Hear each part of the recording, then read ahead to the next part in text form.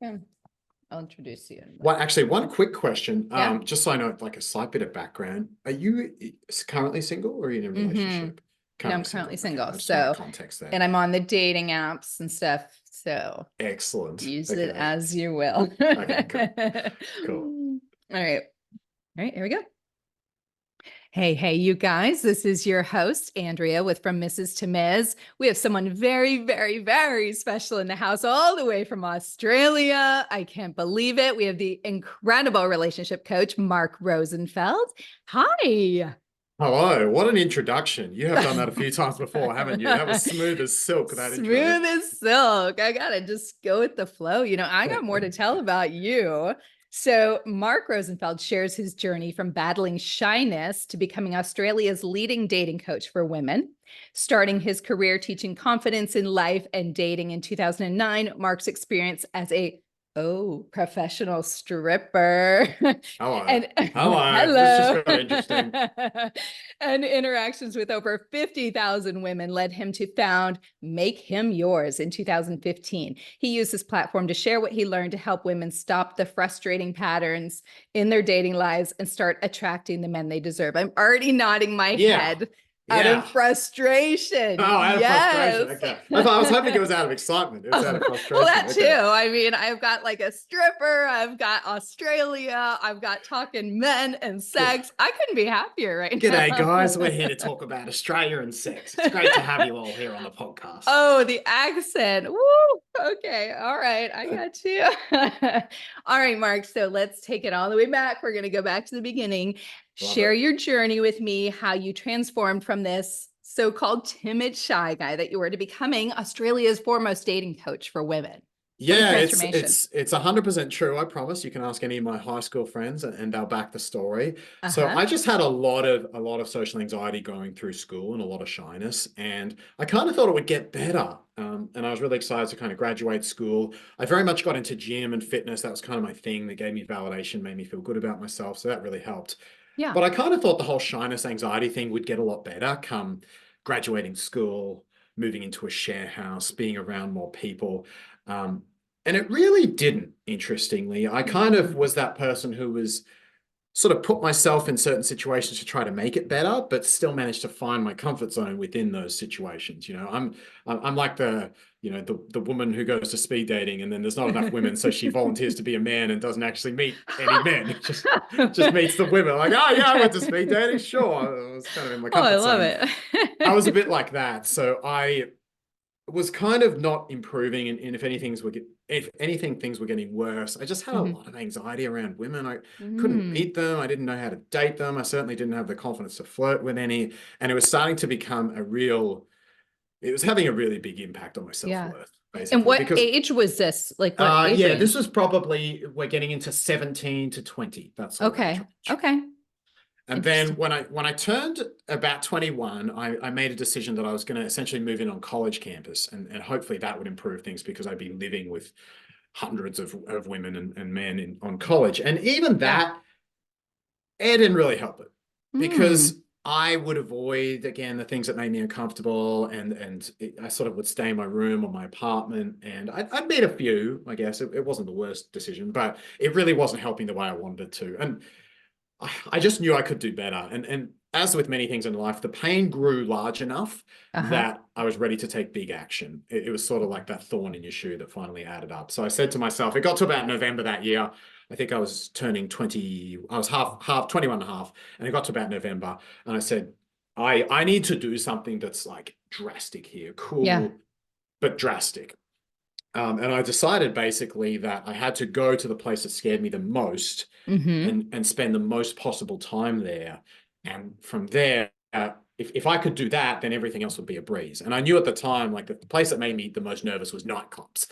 Was like being out around lots of Ooh. people, being in big social environments, having lots of chatter going on, loud noise, overstimulating. I thought if I can socialize there, then I'm Yeah. probably pretty good anywhere. Yeah. So long story short, my New Year's resolution that year, I actually just was accepted into veterinary school at that time. Okay. And, Oh, and big yeah, difference. Okay. exciting. And veterinary school is because I've been studying exercise science, and veterinary school is one of those things that's really hard to get in. But once you're Okay. in, it's really hard to get kicked out. Oh, And so So And you I was, managed both, I'm assuming. well, no, I didn't get kicked out actually, funnily enough, Uh, almost, but I was a pretty good student and I managed to get in just. okay. And then once I was in, I thought, great, now I'm in. I don't Yeah. really need to attend because it's hard to Oh, get kicked out. So I thought, gosh darn it, I'm going to use this year instead of going to vet school. I'll show up for exams, but I'm going to use most of the year just to work on my social skills. wow. And so I said, wouldn't it be cool if I could go out more nights than I stayed home? I'm like, that would be a lot of nights. Well, how many would that be? And I did the math and I realized that if I went out for 183 nights, that would mean I stayed home for 182 nights. Oh my And God. yeah, that was That my it sounds like most people's nightmare right now. that was my nightmare, believe me. Yeah. It was a year of the first 3 to 6 months, especially, was just dread. Because Hmm. every second day it was like, oh, I've got to go out tonight. I hate it. I hate it. I hate it. Oh, I don't want to do yeah. it. I hate it. I don't want to do it. But somehow stuck at it. And I think I got a little behind in parts of the year when there was a couple of exams. But long story short, I did go out 183 nights that year. I crossed them out on the calendar. And I didn't just go out, actually. I made myself a rule that I was not allowed to go home Okay. unless I'd talked to 8 to 12 groups of people or women, Oh like my strange God. groups. This is quite like a So social experiment. yeah. So Yeah. sometimes I'd go out there and I just talk to people, and within half an hour, I'd already talked to 6 groups. And I'd be like, sweet, 2 more and I can go home. But sometimes on a weekend where the target would be 12, I'd Yeah. get out there, I'd not feel like doing it. I'd be in this club 2, 3 hours, haven't talked to anyone, or I've just talked to like a couple of friends maybe I went with that night. Yeah. I'm like, it's 2 a.m. I haven't talked to anyone. Like, rah! And then, I'd have a turbo moment and finally do it. Yeah. But yeah, long story short, that was my big social struggle and ultimately social success, was Hmm. learning how to meet people in those environments. And that those social skills, it took probably 50 nights before I started to be not awkward as a human. Mm. But after that, I started to get it. I'm like, oh, it's no big deal. You can talk to people. Some people think you're weird. Some people don't. Some people are open to strangers. Some people aren't. None of it really matters too much. Yeah. And especially once you've talked to one person, everything else just flows. So it was Yeah. basically a very introverted person teaching themselves an extroverted skill set. Wow. So I So did that. can I pick Yeah. this apart for a Yeah, minute? So please this go, is very intriguing to me. go for So, it. okay, so you did nightclubs for the majority, or was it all nightclubs It was every pretty time? much all nightclubs. There'd be a few bars, but it was generally nightclub time. So it was always after Okay. 10 p.m. for the most After part. 10 p.m. And so would you sit there, like, was the anxiety just building inside you, like, oh, I know I got to go talk to them, I don't want to? Or I know you said after 50, but get into those first 50 where you like, okay, I Uh, just got to do it. Yeah, sometimes it would. It sort of Yeah. depends. Usually, if you could do it, the best strategy was to say hi to a couple of people as soon as you entered the venue, and Mm-hmm. then the rest of it wasn't too bad. But there was absolutely nights where, especially if I'd be out with friends, I'd go, because I was sober. I should probably add, I didn't drink it during this experiment, so Oh, okay. I Okay. would sometimes go out with the friends, and we'd sit down, grab a couple of waters or red cordials as we tend to do, and Yeah. I'd be sitting there chatting to them, and it was kind of a form of procrastination in a sense, Yeah. because yes, it was being social, but I was also sitting there comfortably. And then you'd get to 1 to 2 hours talking to your friends, and then the nerves would build up, then the anxiety would build up. And sometimes I'd need to change venues, or, walk to the bathroom and say hi to someone on the way back from the bathroom. Generally, Yeah. movement helped. Stagnation made it harder. So if Okay. you can do it when you're moving, when you enter the venue, when you're moving around the venue, Yeah. it's much, much easier. As soon as you sit down and stagnate too much, that was when it Yeah. got a lot harder. Yeah. And was this just women you were talking to, or men and women, just I anybody? generally counted it as groups. So Okay. typically it was groups of women, but sometimes if there was a group of 2 men and 3 women, I would count that. Or if maybe sometimes even if I'd meet a couple, I would count that, because I didn't Hmm. necessarily, often they weren't a couple. You'd find out they're just friends who went out. Yeah. And actually those are the women that don't get hit on a lot, because it looks like they're with a man, but they're actually not. So Yeah. surprisingly, you meet some really interesting single people by Yeah. chatting to quote unquote couples. But generally speaking, I'd say 3/4 of the time it was groups of women between 2 and 7 in number. Interesting. And how did they reciprocate? Were people weird about it? Were they like, hey, dude, you're Oh, at first, interrupting? yeah, absolutely. Yeah, at Yeah. first, because I was so awkward, right? I didn't really Yeah. know how do you just approach people? And I had like these lines, which, like, yes, it's cringe to look back at it. And as Hmm. much as I'm like, oh, those lines were what gave me something to say. And even Interesting. if it was terrible, it's like I walked away so proud because I was like, Yeah. oh, I opened my mouth and got rejected. Yeah. And so early in the experiment, like the first 50 days, it was just mostly rejection. It was mostly like awkward responses and stuff. But I still saw the wins and the growth because I was Yeah. talking. I was the part I could control was the opening of the mouth. Hmm. Everything beyond that was like, well, the universe, I can't control that. But the fear part, the opening the mouth part, the speaking to people part, that was 100% in my dominion. So I only really Yeah. validated myself off of that. And even Wow. though it really stung sometimes, there were some pretty bad rejections or people like looking at me funny or whatever it was. Didn't Yeah. happen that often, but it did. I always remember like the most courageous thing is the action. That's really all that matters to change your life. It's like if you go to the gym and have a crappy session, that's 10 times better than not going to the gym. Yeah. So Totally. it's kind of that mindset is like, I'm Yeah. showing up, I'm doing the thing. I did a little, journal, usually an audio journal of 1 to 2 minutes when I got home each night. Hmm. And despite the awkwardness, I guess I just had enough pain and enough Yeah. like focus to be like, oh, I'm still going to do it tomorrow. Yeah. Wow. I love that. So what was your turning point? Like 50, you said, was where you started being like, okay, I got this Yeah, now, I or yeah, more? yeah, it Yeah. it was, but I would still say even after like over 100 nights, sometimes you're just not in a social mood, especially as an Mm-mm. introvert. You just go out like, I don't want to talk to people tonight. Yeah. And the first couple felt forced, and the people you were talking to could tell that you felt forced. Yeah. So they were like, why is this person talking to us? He doesn't even want to be talking to us. I was Yeah. like, here I am, we're doing this anyway. But after those first couple, you're in the flow. You Okay. get the momentum, you're in the social mood, and then after that, it flows fine. It's a bit like you've probably written books, filmed videos. It's like the first 10 minutes you sit down, you're like, sometimes I just don't want to do this today. But Yeah. then you get in the rhythm and you're flowing. Yeah. So I found socializing in that year a lot like that is even now, sometimes I'm just like, no, I don't want to socialize right now. I don't want to talk Yeah. to people. But after like 10 minutes of the party, I'm like right involved in it and I'm totally going with it. So Wow. it's a This is momentum good. thing. I think if you're extroverted, Yeah. especially if you're reasonably outgoing, yeah, I'm going to say the word. If you're reasonably outgoing extrovert, there are extroverts that are shyer. If you're reasonably Yeah. outgoing extrovert, you won't have to worry about this stuff. But if you're more of Yeah. an introvert, it usually is going to take you some energy and momentum to get that ball rolling. But Yeah. once it does, it's a great skill set to have, and it's so empowering because you can kind of be on your own or with people and feel really good either way. Wow, what a great experiment. I love that. I love for the listeners to hear that because those that are thinking like, what can I do to get myself out there? That's huge just to kind of hear your story and go, I'm going to try that, see what Yeah, happens, you know? it's hard. And to be honest, that isn't the exact process I use with women. It's Yeah. a little bit different with women, but certainly when I was coaching men, that was Yeah. a big part of it. And we really get the numbers in and help, especially for men, it's like getting those rejections under their belt. Yeah.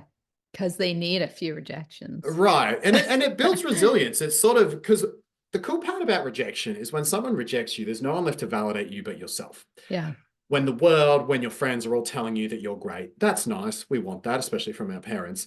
But Mm-hmm. eventually, you've got to like take that and put it in your own backpack. You've got to take that Mm-hmm. validation and carry it around because at some point the world will tell you you suck. Yeah. And at that point, that's the real point where the universe is going to ask the question, what's in your backpack? Yeah. Have you got like a straw you can kind of suck validation out of when the world's telling you that you suck? And Ah. that's what rejection forces is when everyone thinks you're great, it's like you don't really get tested on that. It's like people are Mm-hmm. filling your backpack up. When you go and get rejected, now you don't have anyone filling the backpack up. So you've got to see how Mm-hmm. much did you store in there? And if it's Mm-hmm. reasonably empty, can you fill it yourself when you're getting rejected? Wow. Great analogy. And that's Yeah. that's when that muscle gets tested, is when you're getting rejected. That's when your internal validation muscles are getting a workout. That's Yeah. really the only time they get a workout is when Wow. you're getting rejected. I love So that. So, at what point, or how do you think this doing what you did actually helped now with the success that you're having with working with women and all that stuff? yeah, I mean, it kind of Yeah. led to everything. So I retired as a veterinarian in 2019, and I don't Did think you ever I'll. go to class? No, Did I went to class. Yeah, you- I think some of my vet college friends didn't appreciate my attendance record, but no, I definitely did. I did graduate. Like that was all Okay. good, and I worked a job for close to 6 years. So Oh, it became a once a week job for the last couple of years. But okay. I did a decent chunk of work as a vet. All right. How did it affect me? Well, it led to the whole business. The whole business Yeah. is a personal growth based business. And so it really taught me that when we have struggle, whatever your struggle is, this is great for the listeners as well. Whatever your struggle is your growth potential. Mm. It's not necessarily the amount you'll grow. You have to actualize it. Mm-hmm. You have to act on it, because there's plenty of people who have struggles and just don't grow from them and stay the victim to it. Yeah. But whatever your struggle is right now, it's like the bigger your struggle, the bigger your growth potential, if you decide you want to tackle it and action on it. It could Yeah. take years, it took me a long time. But I think that's really powerful, because we often kind of lament our struggles. We think, if only my life didn't have this struggle, if only this wasn't here, if only I didn't have this problem of X, Y, Z, without Yeah. realizing that, like, every inspiring person the reason you know their name is Mm-hmm. because of their struggle, not despite their Mm-hmm. struggle, but because of their struggle. So Nelson Mandela, Mm-hmm. who's some other really inspiring, Oprah Winfrey, Yes. some are, even I think Richard Branson is one. Pretty much, there was another one I was thinking of. Oh, who's the gentleman that was in the Viktor Frankl in the concentration camps? Oh. These Mm-hmm. people are that way because they had struggles far greater than you or I, Yeah. and they chose to action through them. And now we all know Mm. their names. And it's like, Yeah. if it wasn't for the concentration camp, no, neither of us would know who Viktor Frankl is. Right. So don't kind of lament your struggles. They do suck at the time, but Yeah. they hold your growth potential within them. Absolutely. And they make you who you are and create your character and all of that stuff, right? Right. They really do. They build character, they build Mm-hmm. resilience, and in the long term, they make you a better human. They're not Mm-hmm. fun at the time, and it doesn't mean they don't really suck at the time. I mean, it's going to really suck. Yeah. Like, whatever it is, it's going to make you feel effing horrible. Yeah. But Oh, you can say fuck. I can swear on this. Okay, it's going to make you feel fucking horrible. Yeah.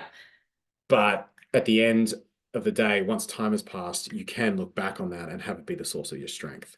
Yeah. And so that's where my business kind of came from. Oh, okay. All right. So why do you think, like, understanding, men's dating behaviors deepened during your time as a professional stripper? I got to hear the stripper story. I actually stripped Before I go to longer the than question, tell me about the Yeah. stripper story. Well, the stripper thing came because after about 2.5 years of going out, it started to get a little bit old Yeah. and a little bit time intensive, to be honest. It's like, Yeah. I went, these clubs every night. And I just wanted a different route that was going to lead me to a different area of my discomfort zone, Yeah. and one where I could ideally still, be meeting women and have a social life. And I thought, what about like waitering or something like that, where I'm doing Mm-hmm. bachelorette parties or something? Because then I can, I've always been fit. Like, even when I was super shy, gym was kind of my outlet. It was the one thing Yeah. I could kind of do well. So I've always been reasonably fit, so that wasn't an issue. Mm-hmm. And then I thought, okay, well, what if I can be at some of these events, maybe earn some cash on the side, Mm-hmm. goes to Australia as a 20-something, and Mm-hmm. also meet people. Mm. And that was, basically, long story short, got a job doing some waitering, topless waitering, bachelorette parties and stuff. And then I saw this guy, his name was Dave. And I actually, years and years after I met Dave, I got to perform alongside him on the same stage. Uh-huh. But he was at this place in Brisbane called Down Under Bar. I believe it still exists. It's a Okay. backpacker bar. It's a messy spot. It's a very messy spot. It used to be the Tuesday night venue I'd go to every week because there was nowhere else open, just backpacker bar.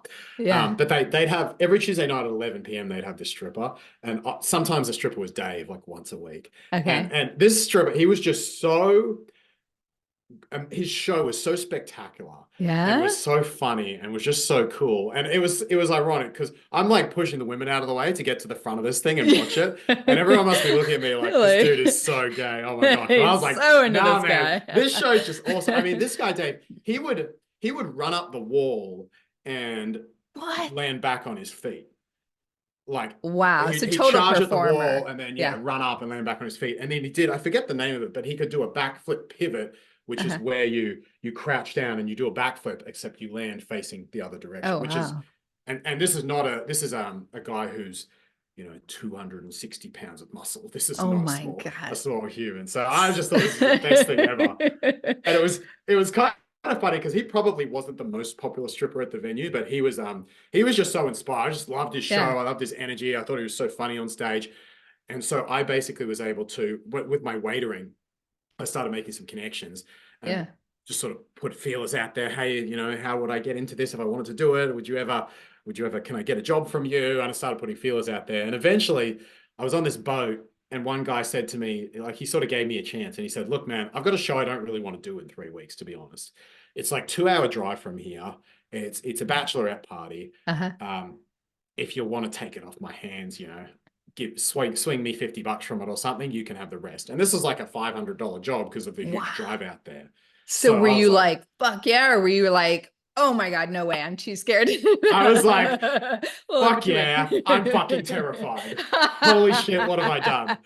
And so I'm Yeah. like madly ordering stuff. Delivery times are slower back then. So I'm like, oh my God, what like costume am I going to do? And then he told me, Wait, could hey, you just, dance? Could you yeah, dance? Okay. yeah, like, okay, yeah, not Okay. amazingly, but dancing, believe it or not, is not the biggest prerequisite for home parties. Yeah. They're a lot more interactive. Oh, and you just gotta look good. Okay. You've got to be fun and interesting. Okay. Yeah, Okay. just looking good is fun for 2 minutes. Okay. Dancing is fun for like 5 minutes. But Okay. this was a 30-minute show. Oh my God. Yeah, so this is a long show and it was full nude. What? So it was like trial by fire at the start. It was pretty I'm wild. dying, Yeah. y'all. You should see my face when he's saying this because I'm It was picturing it. Okay, go it on. was full nude. It was 30 minutes. And so I was like, oh my God, this is the most intense thing I've ever done. Basically stopped going to school again for about 3 weeks there just to prep. And all right, I'm like, I need 15 2-minute songs. So I'm busily like figuring out every song, where to Yeah. cut it, figuring out which piece of costume to take off at each thing. I went through this thing so methodically that by the end of 3 weeks, I pretty much had it together. I went, believe it or not, the first costume I ever used was Zorro. Oh no. Zorro costume. It was. It Oh was my freaking, God. it's How would pretty that cringe play out looking back, now? but I'm proud of it. I'm proud of it. That was my first costume. Uh-huh. And yeah, drove all the way out there. Stripping's always interesting because you arrive in this car and you can hear the party inside. And usually Yeah. you've been in silence for a couple of Yeah. hours. So you're sitting Ah. there you're half asleep sometimes. You've had a long drive, you're kind of cruising up, a little bit of nerves. And then you Yeah. hear the party and the screaming and the yelling, and you're like, fuck me, I gotta be in the middle of that, You literally in gotta the middle talk of to that yourself. in And about 15 especially for minutes. someone who's more introverted, like you said, like that's even got to be an added layer. Like somebody extrovert Right. is like, hell yeah, party time, Right. but And no. I'm like sitting happily in my quiet car, Yeah. and then you Can drive I up into the just stay? driveway. It's like boom, boom, boom, screams, boom, boom, boom, more screams. Yeah. Far out. But yeah, long story short, I did the job and it went Mhm. spectacularly. It was such a fun show. It went really Wow. well. The music worked. Everything They went great. love There was actually Zorro. a second show that night with Zorro. Yes, there was a second show Uh-huh. that night where it was I think it was a retirement party. Most of them You're were over killing me. 65. Yeah, no, it might have been like a 65th birthday or a 60th birthday, I think it was.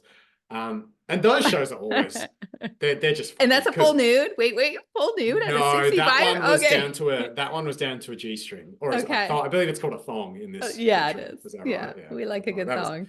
you like a good thong. Yeah. See, thongs where I come from are things you wear on your feet. Okay. Yeah, we have thongs too. We have to get confused with Yeah. tongs because we have tongs and we have thongs. But a thong could be, yeah, like the little thing up your ass and the feet.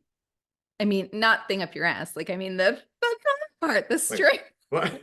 I'm just going I rogue think here. I think it's flip flops is the thing that I'm Flip referring to. flops. Yeah. Yes. There we go. Yes. We do say that though. We do say You, thongs you for guys do flip use that. flops and for the little bikini underwear thing. That's also a Yeah. thong. Okay. Gotcha. Yeah. Gotcha. Okay. We're on the same page. But that was how the stripping career started. And I guess, yeah, your question was kind of what did I learn from doing that? Yeah. After doing that for a few years and bloody loving it, I got into stage. And so stage is where instead of doing, say, 2 to 4 bachelorette parties in a night, sometimes 5, you would just go on one stage and perform with a group. So that's where there's more Okay. dancing, more Like performative Chippendales, aspects. Men Down Under kind of Exactly. thing. Okay. Exactly. So I was doing a lot of that.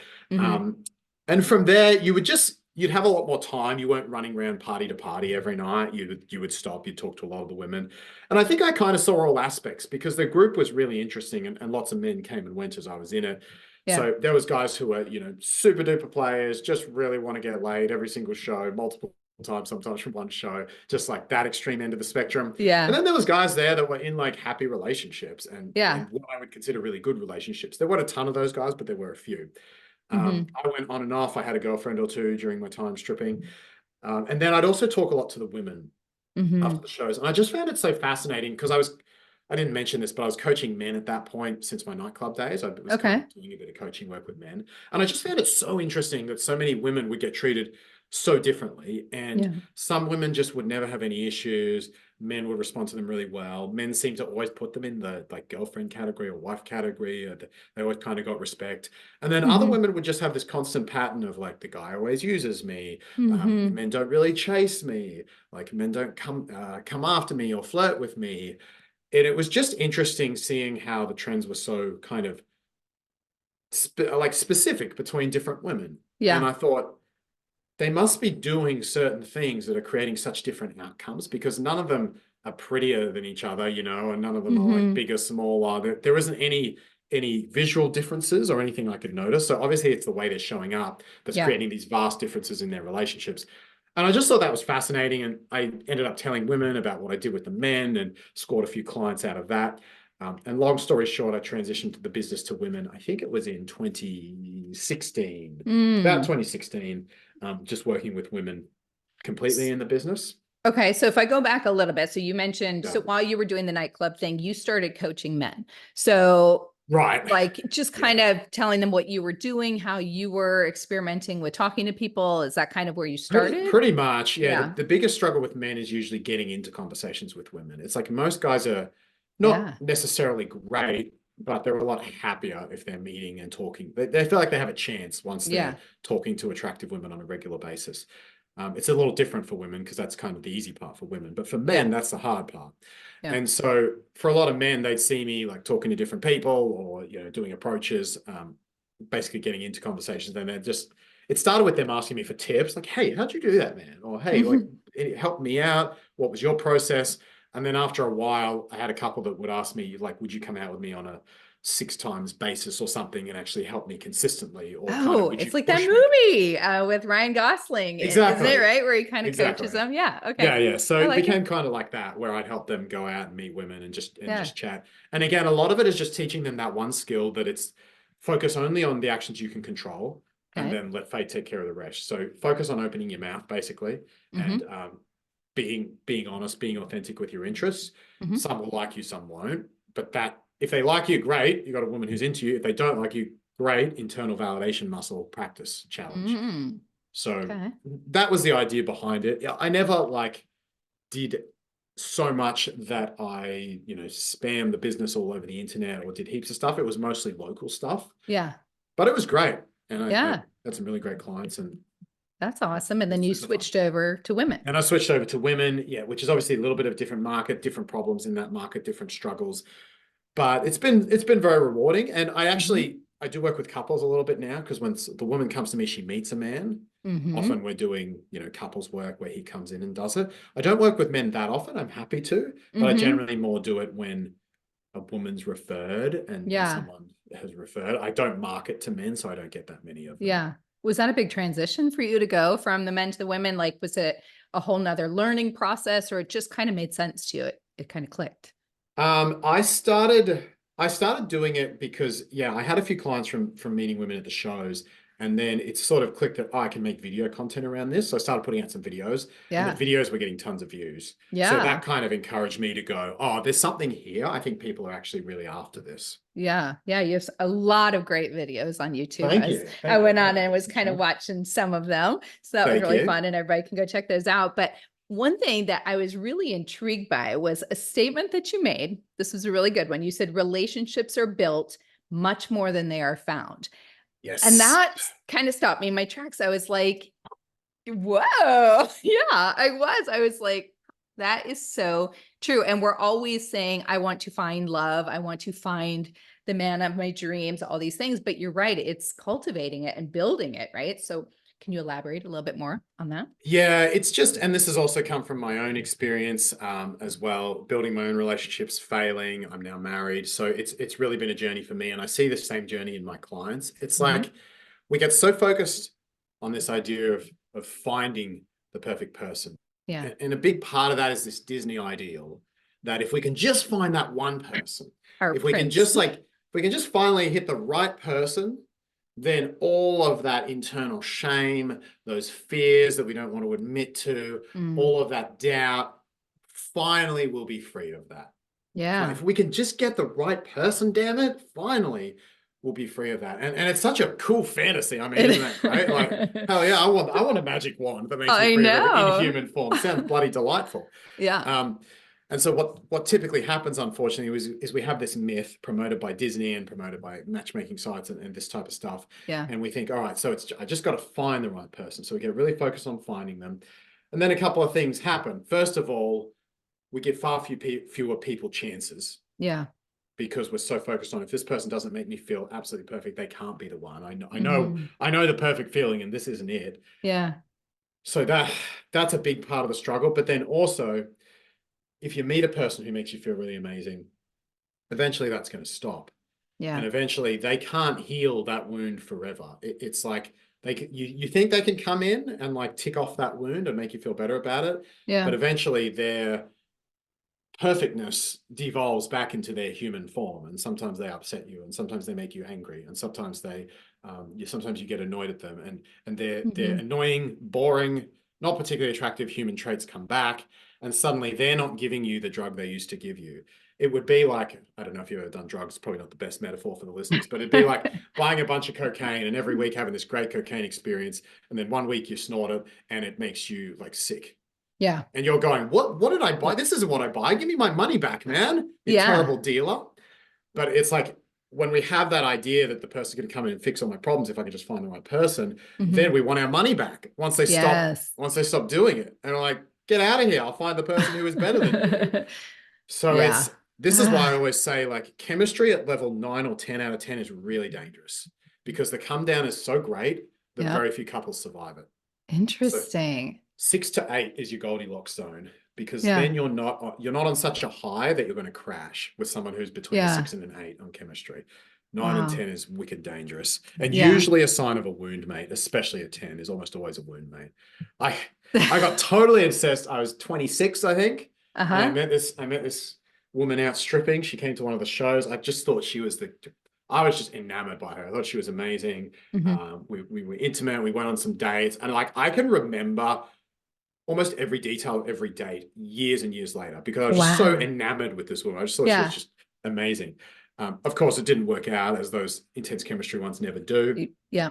Um, yeah, it devolved. I was getting more and more anxious dating her, which was really interesting. And then eventually I had to like let her go, because Oh. she was she was hot and cold, and it was like driving me insane. And after a couple of months of this, I was like, this woman is making me an anxious mess. Like, what? I'm checking Wow. my phone every 10 minutes. Like, I don't do that. And with her, I'm like Isn't that freaking wild? obsessed. It's so wild to Yeah. me how there's certain people that you just kind of have that with. And I find that all the time. Like there's some, and I've kind of chalked it up to being like, yeah, if I'm not feeling that anxiety after, that's not my person. And it's probably a lot of what you're saying, because This, I'm looking for that person that I can't stop thinking about, that when they text, I'm like, oh, yeah, they're always poisonous, man. They always I mean, this girl for me, in the end, as it came out, it took me a long time to get over this girl, like a long time.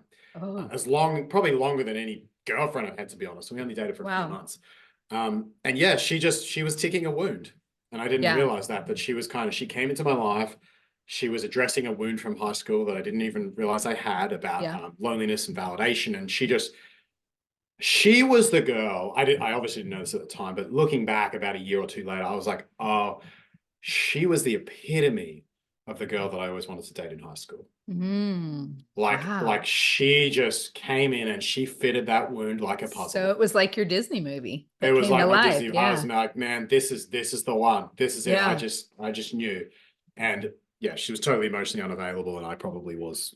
I'm guessing too. I thought I was open, but she Yeah. definitely was. She was definitely the one who rejected me. It wasn't the other way around. Wow. But that's also a big thing, I think, when you're saying about the chemistry, is we tend to then, we totally are blind to the red flags, right? Like somebody's Yeah, totally yeah. emotionally unavailable, and we're like, but they are hot as fuck. Yeah, So I'm in. but when she was with me on that date, man, the way she touched me, she's definitely the one. Like, I just know it.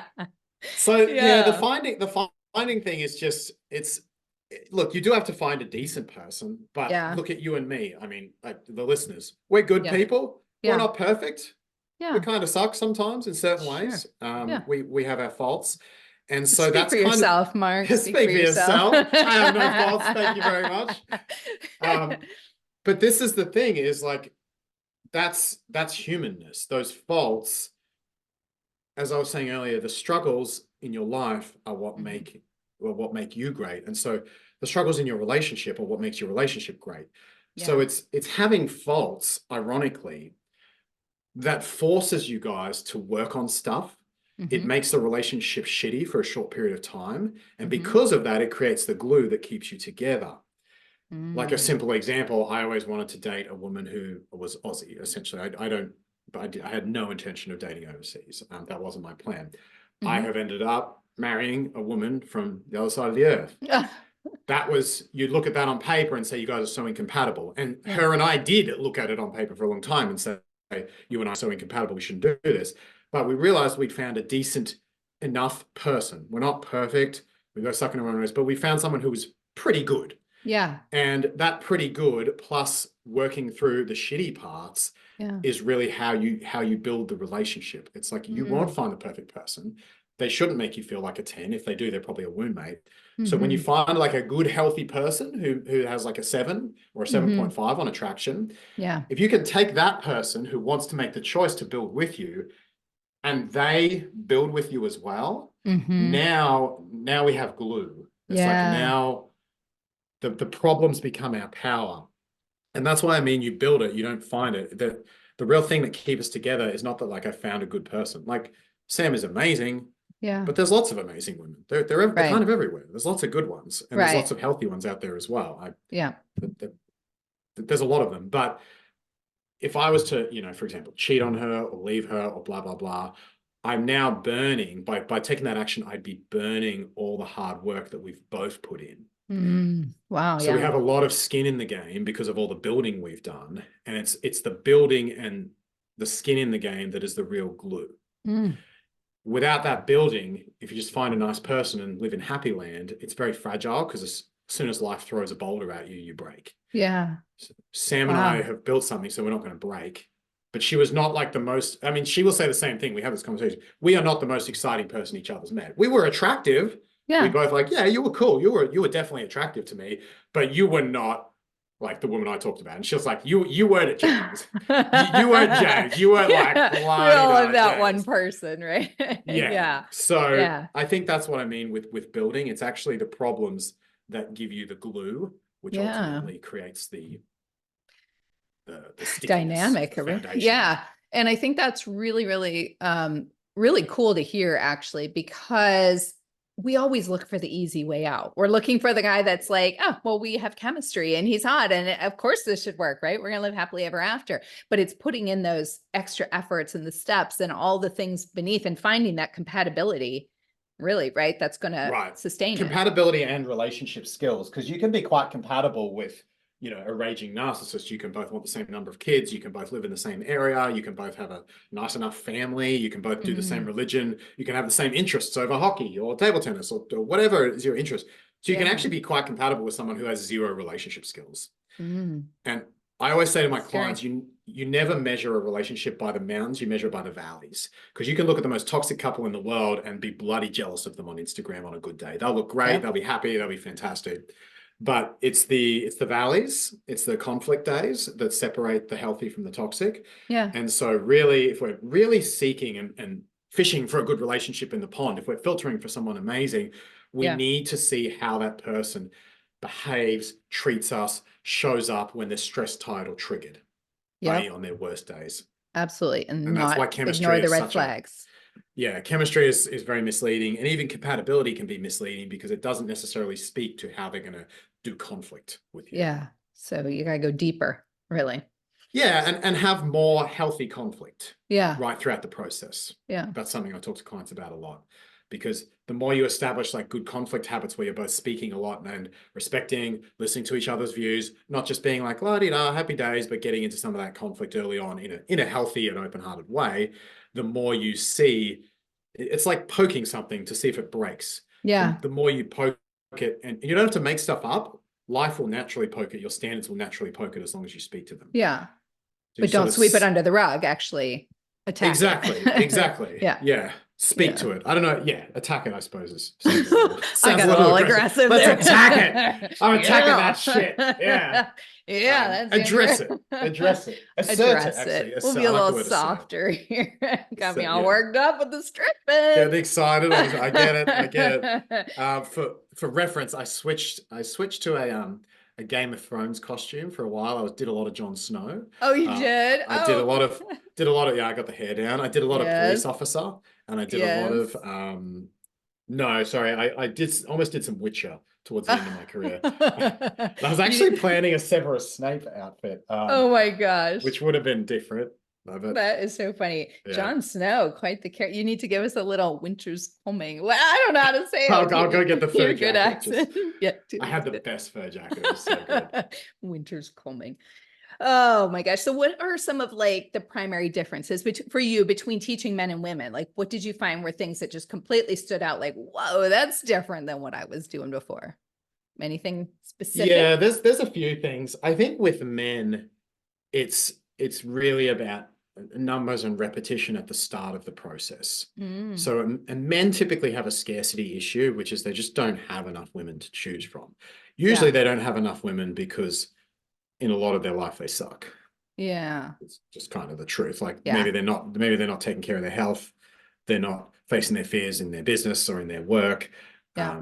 They haven't saved any money for themselves. They don't really have a lot of stuff going on or future Yeah. plans, whatever it is. They're not particularly inspiring. So a big part of that is building their life and Yeah. getting them through their fears in their personal life. And usually if a man is fit, decently successful, or even if not successful yet, reasonably dedicated and working hard on his goals. If he's fit, working hard on his goals, is able to talk, has some level of charisma. Most guys, if they talk to women, will have some success.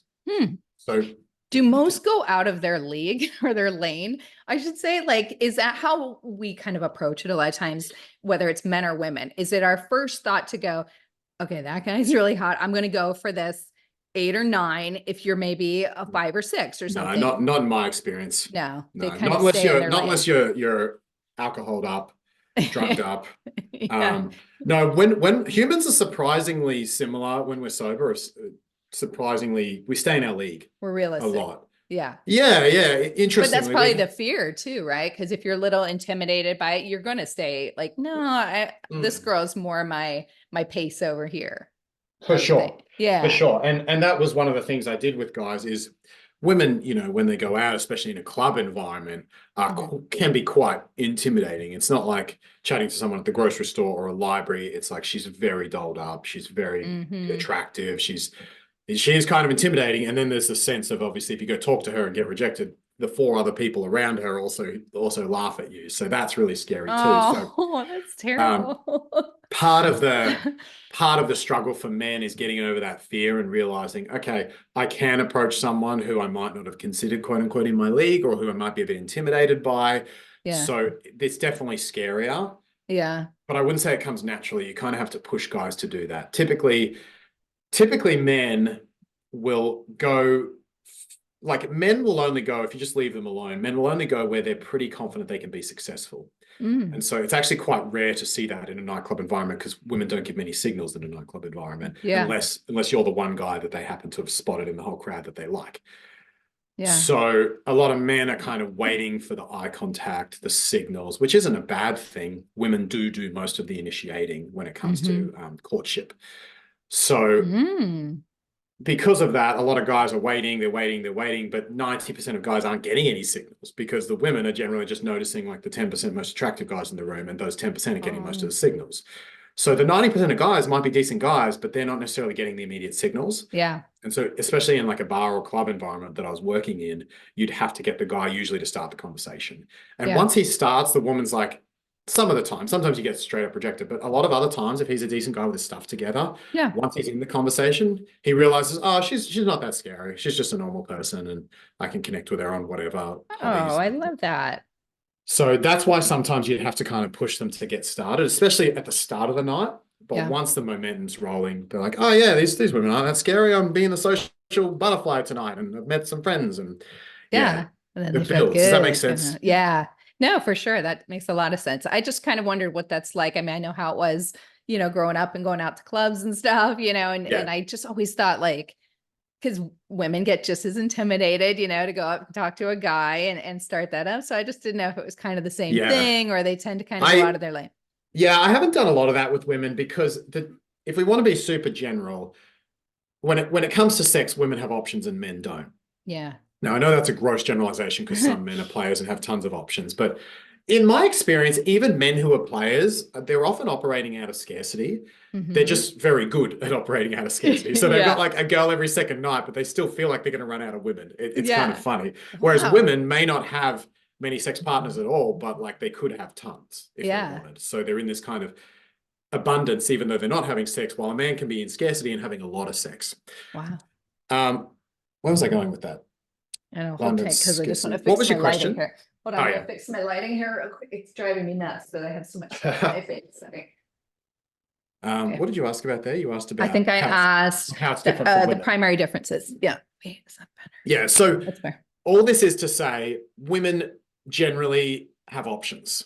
Mm-hmm. Now, I totally get listeners might be thinking, no, Mark, I don't have any options. I'm not meeting any good men. Like, I get it, but that's because you're not allowing those options in. Like I could put you on an app and get you 20 options in like half an hour. Now you might say, Mm-hmm. well, they're bad options or whatever. And I get that. Okay. There might not be any options you want, but you can still get options. Yeah. So a lot of what women do is you don't want to make yourself too approachable because you could have too many options. Mm-hmm. And what happens if you set up a nice dating profile? Usually you have like 100 options within like a couple of hours and you're totally overwhelmed. You're like, I'm never going on the apps again. This is so overwhelming. Yeah. So a lot of my work with women is not about necessarily meeting more people or more of the opposite gender like I would with men. Because there it's Okay. more like I'm in scarcity. I just need to get my life together and get some options. Yeah. With women, you still got to get their life together. That background stuff of self-improvement always applies no matter what your sex is. But Mm-hmm. generally with women, it's more a case of opening them up to the right guys Mm-hmm. and allowing them to not be overwhelmed by the inevitable flow, which you'll get because you can't just kind of open yourself up to only the perfect man. Like that doesn't work. You have Right. to open up to a Multiple. little more than that and then Mm-hmm. be comfortable filtering. And the real skill is like the filtering and doing it Mm-hmm. right. Because if you filter too soon, you shut everyone out.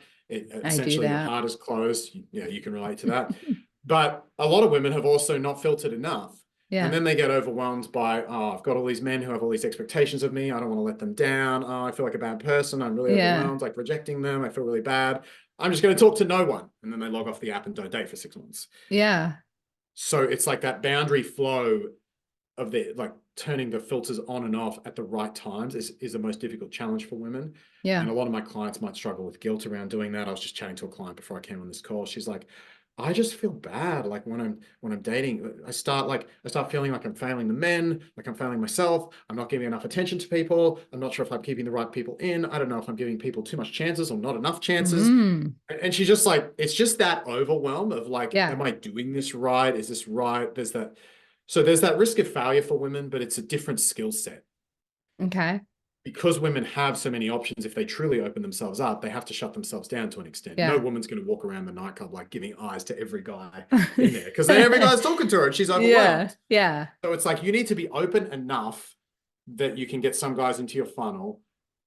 You can't generally just have the ones you want, but Mm-hmm. then you need to not feel too bad about slowly ruling the ones out that you don't want, while also not ruling out potentially good guys like a 7 out of 10 who's actually a really great guy. You don't want Yeah. to rule him out too soon. So you need to be open enough to let the Oof. 6s, 7s, and 8s in, but closed enough to not have like people really overstepping you or using you or kind of taking up too Yeah. much of your bandwidth. It's a real mental boundaries skill set.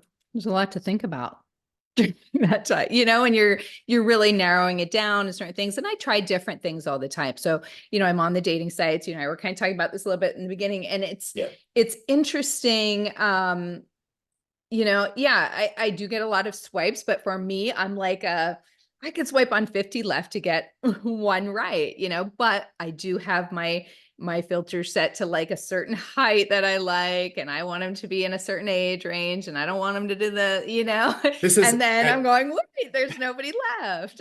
can I coach a little bit here? Would you be able to do Yeah, some coaching? please, please. So